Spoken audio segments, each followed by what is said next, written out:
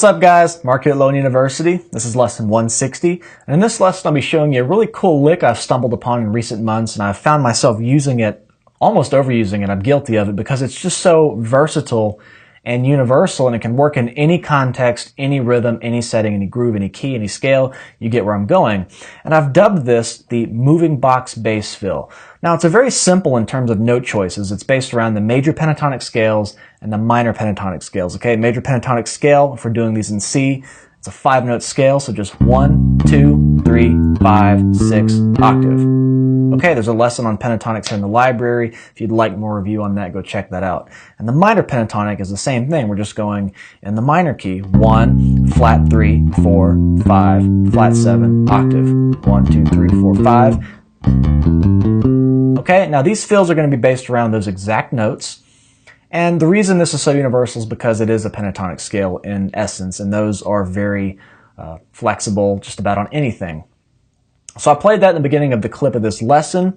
I did 2 variations of it, the major version and the minor version. Okay, and the way these work is that I'm going to break it down into just an 8-note fill right now, and this helps you to resolve a chord progression back to the 1. Okay, so a traditional chord progression, maybe it has 4 chords. Let's go with something really safe like C, G, A, and F. Just something you've heard 1,000 times before.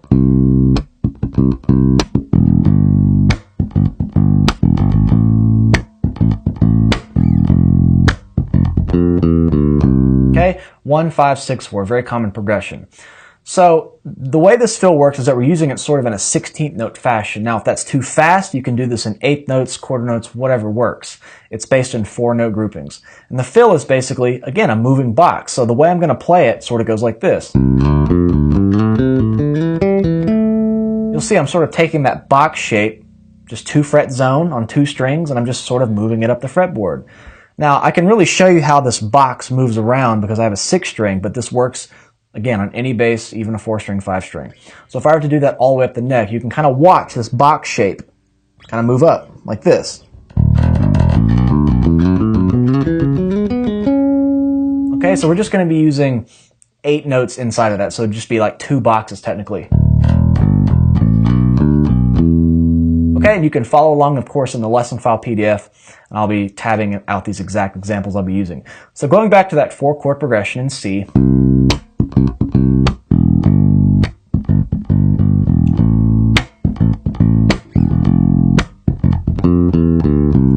Okay, so when the chord progression resolves, it's going back to the 1. That's going to be the constant here. You want to get from whatever chord you're on back to the 1. That's when the chord progression resolves. Okay, and if I were doing like a minor chord progression, the same thing would apply. So for an A minor,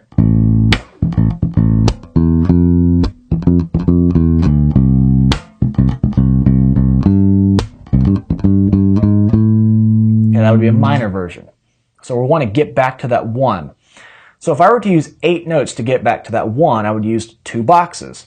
So the way this works is that you take a whole step from the root note and start there. So in the major version, using notes from the major pentatonic scale, if I want to resolve back to C major, I'm going to start on D. That's 1 whole step away from D. So the major starts a whole step up from the root note, if we're in the major, but the minor version starts a whole step under the root note. Okay, so I'm going to show you an A minor example and a C major example. The C major, we're going to start the fill on D. That's 1 whole step away, above C. The minor example, I'm going to start on G. That's 1 whole step below A, and we're going to go up to A. So the minor version goes up, the major version goes down. Now you can make these as flexible and change them as much as you want. We'll talk about that at the end, but I'll show you how these work now. So a whole step above C, that's D, into the next octave. We want to get back to this C. Okay, and the fill, that's going to be tabbed out in figure A below. You see I can go like this. I can move that box down. So just a minute ago I moved it up. So if I were to do back down, it'd look like this. Okay, and I want you to use the exact fingerings I'm using. The left hand is going to be notated with numbers, okay? 1, 2, 3, 4. And the plucking hand, just sort of do what feels natural, but you can sort of watch and see what I'm doing here. It's very easy stuff. I'm just doing some raking, and I'm just, of course, descending the strings. So once again, that is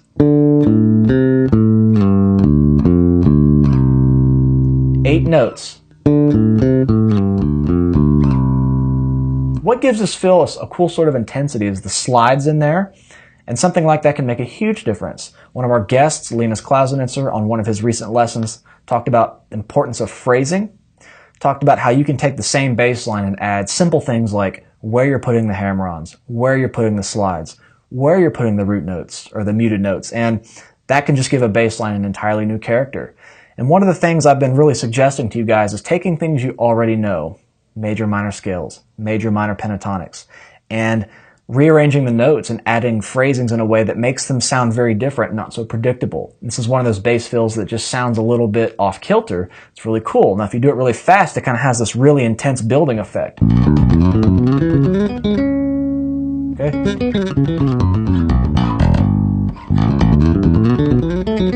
That can be really cool depending on the context, but we're going to slow it down for now. So figure A once again. That repeated note in there gives it sort of a cool sound too. A lot of people don't think to repeat notes. I talk a lot about that in some of my methods for breaking out of scales and solos. Everybody thinks every note has to be different than the next. You can repeat some notes. That gives it some character, okay? So putting that in context with that same C, G, A, F chord progression, the major version would sound like this.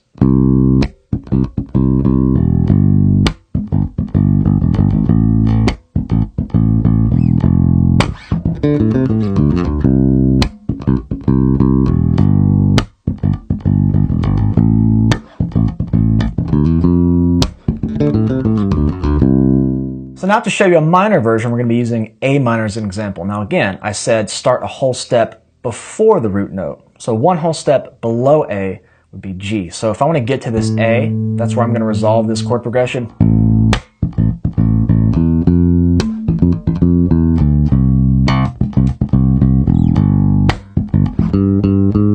That'd be an A minor version, similar chord progression. But let's say I want to get to that A. So I'm going to go a whole step down into the next octave.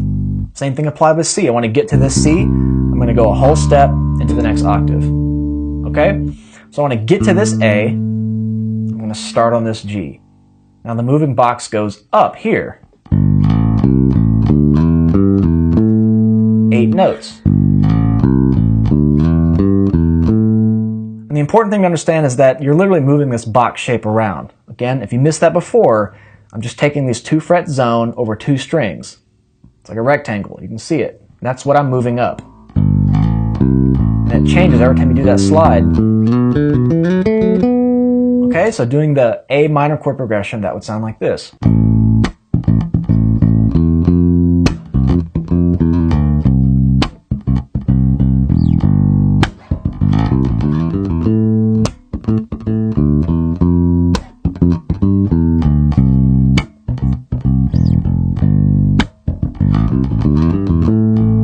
So one last thing I want to leave you with is the fact that this moving box bass fill can be extended much farther than just these 8 notes. And you can actually eliminate that step I added about starting a whole step after or before a root note, which is really just a way to make it work in a chord progression. But you can eliminate that process and just start this on the actual 1 of the key relative to the key. So even if we're in E minor, that's the key of G. If we're in the key of D minor, that's the key of B flat. Or if we're in a major key, it's just the 1. But no matter what key I'm in, I can start this moving box fill on the root note, and I will never ever get out of key. I will run out of room before I do. Okay? And you can extend this past these 8 notes. You can use it for a solo. You can use it to create a lick. Or if you'd just like a pattern to rely on, if you're not sure where to go, you can just jump straight to this and have a really cool bass fill at your disposal. Now where you end up, that's your creative choice. But watch this. So if I'm in the key of G, okay, just 1 sharp, that's F sharp, and I start this moving box bass fill on G, every note I hit will be in the key of G, and I'll never go out of key. So it's safe to say that I could just jump in and just start this pattern on G if I know I'm in the key, and I'll be safe that every note's going to be in the key. Watch.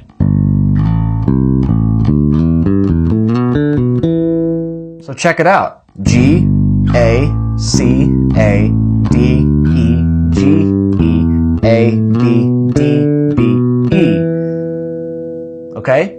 All in the key of G, all fit inside the normal G major scale. So if you start this pattern on the root note of a given key, you can go all the way up without even thinking about it. Just move that box shape up and you will be in key on every note. It's a very reliable pattern. And even on a 5-string, I can still go from the bottom string to the top string and be in key. It's not until you get into the 6-string territory that the notes start to go out of key. Okay, so I'll demonstrate for a 5-string, starting on fret 3, on this low B, on this D.